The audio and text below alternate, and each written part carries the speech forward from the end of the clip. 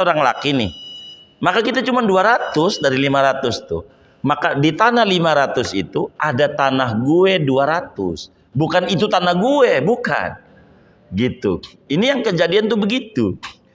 Sering kejadian itu. Artinya ada saham gitu loh. Ada saham. Jadi kita bedakan tuh. Jadi sehingga ketahuan tuh saham tuh. Sehingga kalau minjem uang sama orang, nggak boleh ngelebihi saham dia.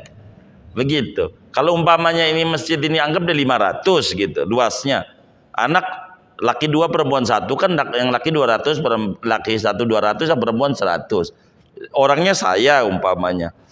Maka saya kalau minjam duit ukuran 200.000, 200 meter, nggak boleh lebih dari itu dosa saya. Karena saya menjual hak orang. Begitu. Tapi kan saya yang umum di masyarakat, saya bakal bilang, itu warisan gue. Ntar saudara kita lagi, itu warisan gue.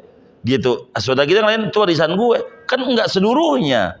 Sepersekiannya gitu. Nah ini yang orang akhirnya jadi luput. Saya sering dalam kehidupan bermasyarakat itu, ntar bang, gampang. Tunggong ya? Iya tanangkong. Ntar saya hitungin ya. Dari sekian ribu, ada tanah 3.000. Abang ini cuma dapat 20 meter. Oh 20 meter ya dikit ya. Dia 20 meter.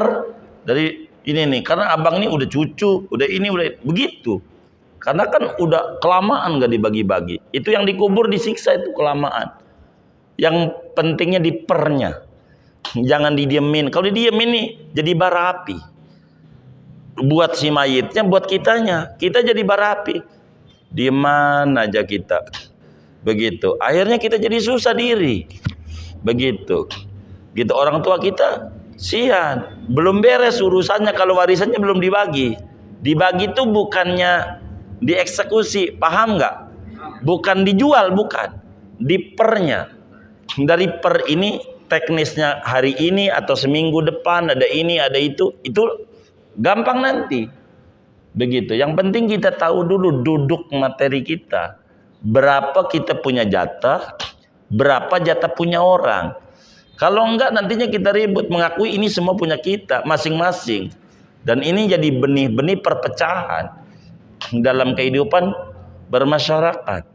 Begitu. Ujungnya jadi panjang. Itu yang sering terjadi. Kembali anak angkat, kalau kita punya anak angkat dalam warisan tidak ada, maka kita harus pikirkan kalaulah kita seumpama punya anak angkat. Kurang lebih demikian. Anak angkat bagaimana bahasa Arabnya namanya tabani. Tabani itu bahasa Indonesianya adopsi, anak angkat. Bagaimana dengan anak angkat? Maka ini anak angkat ini sebetulnya agama mengatur kalau kita pengen mau mengangkat anak. Yang pertama, kalau kita pengen mengangkat anak, maka carilah bayi yang di bawah 2 tahun. Itu dulu, di bawah 2 tahun. Di bawah 2 tahun. Baru brojol kayak baru seminggu, baru sebulan, yang penting di bawah 2 tahun. Kedua, ditetein sama bini kita. Ditetein. Lama-lama itu akan merangsang dengan sendirinya dengan ditetein tuh. Lama-lama akan keluar air susu. Jangan dikata gadis tidak bisa keluar air susu, bisa. Walaupun gadis, apalagi orang udah bukan gadis begitu. Nah, dengan ditetein ini 5 kali tetean jadi anak. Namanya disebut anak susuan. Maka untuk apa? Untuk supaya wudhu nggak batal. Kan jadi anak susu nih. Kalau anak susu wudhu nggak batal wudhunya. Karena anak susu. Begitu. Kalau tidak begitu, anak angkat ini, walaupun kita sudah nggak ada rasa apa-apa, kalau tidak begitu tergantung anaknya. Artinya tergantung anaknya. Kalau anak angkat ini laki, hubungannya sama ibu. Kalau anak angkat ini perempuan, yang rada repot hubungannya sama bapak. Kalau tidak proses begitu, ada orang angkat anak udah umurnya 5 tahun, 3 tahun. Saya suka nasihatin, mestinya Anda tanya dulu ini, lebih enak. Kalau ini udah kandungan rada repot sedikit wudunya. Maka Kalau kita udah 3 tahun atau 2 tahun ke atas, dengan sendirinya diolah susah. Artinya diolah susah itu ditetein tetap nggak berpengaruh walaupun keluar tusuk. Wudhu bakal batal walaupun kita tidak ada sir, nggak ada rasa sama sekali.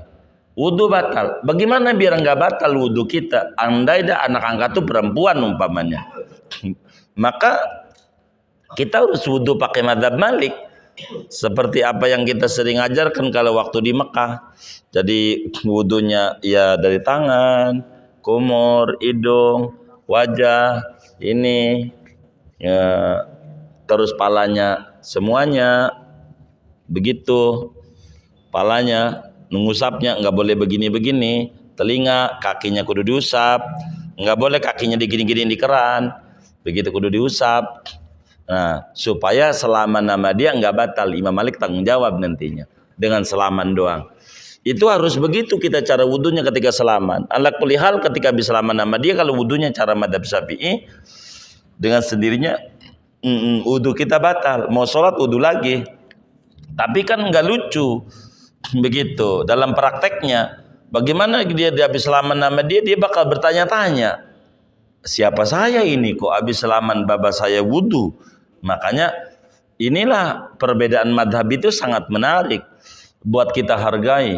Begitu pakai madhab Malik. Madhab Malik kan mohon maaf bini kita juga kalau wudhunya pakai madhab Malik gak batal. Saya kan suka ajarkan kalau di Mekah itu Anda wudhunya kayak begini ya, bahaya ini. Anda jangan sampai buang duit puluhan juta, ujungnya Anda tawafnya gandeng-gandeng bini segala macam, jadi bahaya. Saya suka ajarin dalam manasik-manasik itu agar supaya benar gitu, jangan sampai buang-buang duit ke Mekah. Jadi anak angkat, kalaulah kita ngambilnya di atas 2 tahun, dia orang lain. Walaupun kita nggak ada sir, maka pesan saya adalah mengikuti wudhu madzhab Malik. Perlu niat enggak? Ngikut madzhab Malik enggak perlu. Enggak perlu niat taklid madzhab Malik, enggak perlu. Karena kita wudhu madzhab Syafi'i juga enggak pakai niat-niat nawaitul wudu'a li raf'il asghari fardon ala madzhab Imam Syafi'i kan enggak gitu-gitu juga, enggak ada.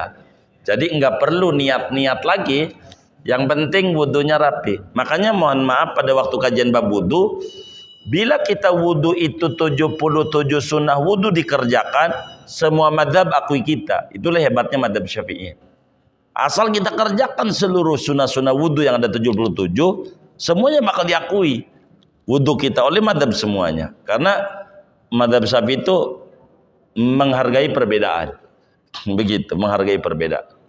Jadi, nah berbicara warisannya bagaimana anak angkat? Anak angkat nggak dapat warisan. Makanya bila kita kemudian mengangkat anak, sayang kita sama dia, kasih mumpung masih hidup. Beri apa yang kita pengen bagi sama dia, bagi sekarang. Gitu. Apa tanah, rumah, bikin catatan walaupun belum notaris. Syukur-syukur bisa notaris. Begitu. Bikin catatan di atas meterai, coret-coretan. Kalaupun dinotariskan, kalau kita khawatir begini begitu nanti dia acak-acakan, boleh kita simpan tapi nama-nama dia. Jadi kita wafat, tinggal bilang sama dia. Biasanya orang tuh ada tanda-tandanya mau wafat, itu sertifikat. Jadi sehingga tidak bakal jadi ribut dengan keluarga yang bakal jadi calon ahli waris kita. Sebab kalau nggak dibagi, kasihan. Kalau nggak masih hidup. Sebab ada kasus dulu di daerah mana ya, Palmera atau apa itu kasus tuh. Kayak begitu tuh. Anak angkat akhirnya nggak dapat apa-apa, kasihan banget, diusir aja. Karena sama ahli waris. Kalau ahli warisnya ngaji, kalau nggak ngaji ini menjadi kendala. Ahli waris ini. Sekarang nggak berani diam-diam. Nanti kita nggak ada, dia tahu bahwa dia ahli warisnya. Sian dia. Tapi kalau udah kuat secara negara, akan aman. Anak angkat itu yang kita bagi itu. Sebab statusnya tabani itu bagus, ganjaran gede, ngurusin orang itu, dan itu membawa keberkahan yang banyak sama kehidupan kita. Kalau kita mengangkat anak gitu, ganjaran gede banget, luar biasa di agamanya, ngurusin orang. Mohon maaf, bilang ngurusin anak yatim. Anak yatim kan bukan karena yatimnya, terlantarnya dia kita didik dengan baik, itu luar biasa ganjarannya, membawa kesuburan nama kita. Kita juga harus ada timbal balik perhatian, tapi agama mengatur. Kalau warisan nggak ada catatannya, jangan nunggu kita mati. Begitu. Kalaupun mau wasiat, kalau wasiat jadi repot kalau dijalanin. Wasiat itu kalau saya mati, si ini dikasih ini. Ya kalau nanti dijalanin, itu bisa itu wasiat juga. Cuman wasiat cuman bisa dapat 1/3. Begitu daripada warisan yang ada. Hanya 1/3. Anak kulihal warisannya nggak ada. Enggak dapat warisan anak angkat, maka kita harus pandai bertanya untuk mereka-mereka yang tidak punya anak atau punya anak angkat, termasuk yang punya anak juga. Jangan sungkan kita orang kalau merasa punya harta, jangan takut kita bakal mati. Artinya bakal mati itu dengan ngomong-ngomongin begini nih, kalau gue mati ntar mati lagi, nggak ngomong begitu juga mati juga, begitu. Jadi jangan sungkan kita bertanya kalau punya harta itu kepada yang ngerti di lingkungannya, di kampungnya, di daerahnya gitu. Bertanya, andai saya wafat, andai nih saya wafat nih Ustadz, siapa ahli waris saya? Kalau wafat sekarang nih saya, siapa ahli waris saya? Gitu. Ahli warisnya. Itu nanti bakal disampaikan tuh oleh si ustadz-ustadznya. Oh begini, kalau begini berarti ahli waris bapak ini. Tuh begitu. Jadi kita tuh bisa membayangkan, kan ada kalanya ada juga yang kita lebih sayangin. Tapi bagaimana cara baginya? Kan supaya tidak jadi ribut. Agama kan mengatur semuanya, ada payung hukumnya. Jadi kalau kita bertanya tuh akan jauh lebih lebih mudah. Di kita juga lebih enak dengan kita bertanya. Jadi kitanya jadi jelas. Banyak faktor di masyarakat ini nggak begitu. Ada orang nih ngangkat anak dari cucu anak perempuan. Ini kasus. Mana tanahnya ribuan lagi. Wilayah masuknya apa Palmerah bawa ke Benjeruk tuh ya wilayahnya. Pokoknya dekat Binus dah kali itu. Ada kali ya lumayan panjang. Kasihan juga saya. Jadi dia tuh yang nyebokin, yang ngapain. Si nenek nih, nenek dari ibu tapi. Nenek dari ibu. Jadi ibunya dia punya ibu. Lah ini bukan ahli waris. Begitu. Si nenek ini hartanya banyak banget. Lah dia kagak dapat, padahal dia nyebokin ini. Saya bilang kagak ada bang datanya di agamanya. Sian, tapi saya nyebokin iya.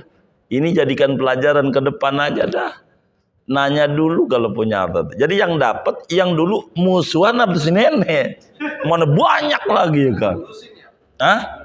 Borong ngurusin. Pokoknya itu luar biasa aja. Apa? Jadi kebijakan itu adanya pada dia, pada si ahli waris itu. Begitu maksudnya, Pak. Makanya kalau berbicara kebijakan agama tuh, kita masih hidup ini harus rajin bertanya. Pokoknya kita, mohon maaf, punya baju kayak punya apa, kita rajin bertanya dah. Punya mobil atuh, rajin bertanya. Nih kalau saya mati siapa ahli waris saya? Gitu. Itu harus rajin bertanya. Begitu, supaya kita bisa mengetahui mana yang kita pengenin dari hidup ini gitu.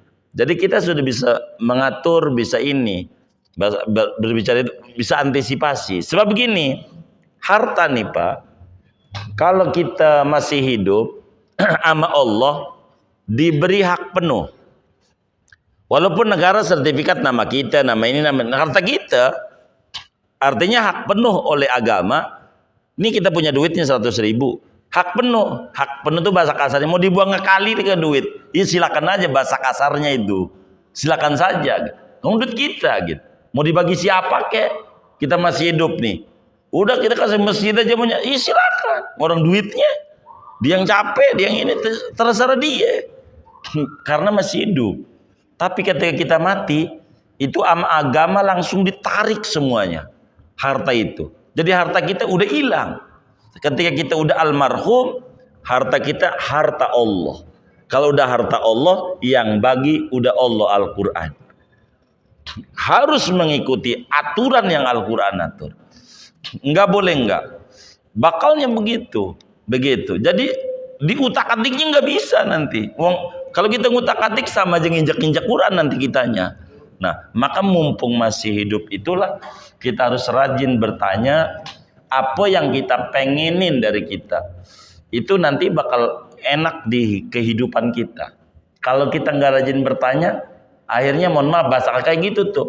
Karena saya yakin tuh si nenek yang tadi tuh yang cucunya ngurusin di kuburnya itu nangis. Ya Allah, yang nyebokin gue kagak dapet apa-apa malah diusir gitu. Kira-kira nangis di kuburnya. Ya kebijakannya enggak ada. Ya adanya pada si ahli waris. Bijak nggak dia? Artinya ada yang ngurusin dah buat dia aja. Ya nggak apa-apa gitu. Cuman agama nggak bisa mengintervensi dia, hanya bisa usul doang. Bang bagilah biar dikit. Hanya bisa begitu doang. Nggak bisa menekan. Lo kasih dia, nggak bisa. Memaksa. Agama sulit. Begitu. Orang banyak itu dikubur disiksa karena warisan nggak diatur dengan benar. Sian itu orang tuanya. Yang warisan nggak diatur aja. Diatur. Jadi orang tuh nggak memahami antara mengatur sama eksekusi. Kalau mengatur tuh seminggu sesudah wafat aja mengatur. Eksekusi itu nanti Jadi kita harus bisa bedakan antara eksekusi sama aturan. Contoh gini, kalau adat ya, adat itu kebiasaan keseharian. Kalau di Serang, ini malam nih nuju hari nih malam apa ya? Malam Rebo ya. Nuju hari, tuh pagi ngumpulin kiai-kiai. Paginya tuh. Pagi hari ke-7 itu ngatur, jadi ngatur doang bahwa si ini dapatnya umpamanya 50%, si ini dapatnya 12,5%, atau bahasa gampangnya 1/2, 1/8, 1/6, 2/3, 1/4, macam-macam. Nah, hanya bilangin begitu bahwa bakal eksekusi itu kapan? Ini teknis namanya eksekusi. Ini contoh. Ini rumah masjid, nih rumah kita sekeluarga. Anaknya laki 2, perempuan 1, Mbak. Ini bagaimana eksekusi mau nanti ke? Jadi jangan sampai tiap orang tuh bilang begini nih. Ini yang sering kejadian. Saya suka sampein di masyarakat itu kalau ada tanah gitu mau dijual. Itu tanah engkong gua dulu almarhum. Gampang dah, saya bilang engkong mah. Jatahnya dulu. Jangan sampai kita sebagai dianggapnya kita ahli waris mulu. Umpamanya nih masjid nih, biar gampang. Luasnya berapa? 500. Jangan sampai itu tanah kong gua. Jadi warisan gua gitu. Enggak begitu. Kalau kita umpamanya nih 500, anaknya laki 2, perempuan 1. Lah kita orang laki nih. Maka kita cuma 200 dari 500 tuh. Maka di tanah 500 itu ada tanah gue 200. Bukan itu tanah gue, bukan. Gitu. Ini yang kejadian tuh begitu. Sering kejadian itu. Artinya ada saham gitu loh. Ada saham. Jadi kita bedakan tuh. Jadi sehingga ketahuan tuh saham tuh. Sehingga kalau minjem uang sama orang, nggak boleh ngelebihi saham dia. Begitu. Kalau umpamanya ini masjid ini anggap dari 500 gitu luasnya. Anak laki 2, perempuan 1 kan, yang laki 200, laki 1 200, perempuan 100. Orangnya saya umpamanya. Maka saya kalau minjam duit ukuran 200.000, 200 meter, nggak boleh lebih dari itu dosa saya, karena saya menjual hak orang, begitu. Tapi kan saya yang umum di masyarakat, saya bakal bilang itu warisan gue. Ntar saudara kita lagi itu warisan gue, gitu. Saudara kita yang lain itu warisan gue, kan nggak seluruhnya, sepersekiannya, gitu. Nah ini yang orang akhirnya jadi luput. Saya sering dalam kehidupan bermasyarakat itu, ntar bang, gampang, tunggong ya, iya tanah kong, ntar saya hitungin ya. Dari sekian ribu, ada tanah 3.000. Abang ini cuma dapat 20 meter. Oh 20 meter ya dikit ya. Dia 20 meter dari ini nih, karena abang ini udah cucu, udah ini, udah begitu. Karena kan udah kelamaan gak dibagi-bagi. Itu yang dikubur disiksa itu kelamaan. Yang pentingnya dipernya. Jangan didiemin. Kalau didiemin nih jadi bara api. Buat si mayitnya, buat kitanya. Kita jadi bara api. Dieman aja kita. Begitu. Akhirnya kita jadi susah diri. Begitu. Gitu orang tua kita sian. Belum beres urusannya kalau warisannya belum dibagi. Dibagi itu bukannya dieksekusi. Paham nggak? Bukan dijual, bukan. Dipernya. Dari per ini teknisnya hari ini atau seminggu depan ada ini ada itu gampang nanti Begitu. Yang penting kita tahu dulu duduk materi kita. Berapa kita punya jatah, berapa jatah punya orang. Kalau enggak nantinya kita ribut mengakui ini semua punya kita masing-masing. Dan ini jadi benih-benih perpecahan dalam kehidupan bermasyarakat. Begitu. Ujungnya jadi panjang. Itu yang sering terjadi.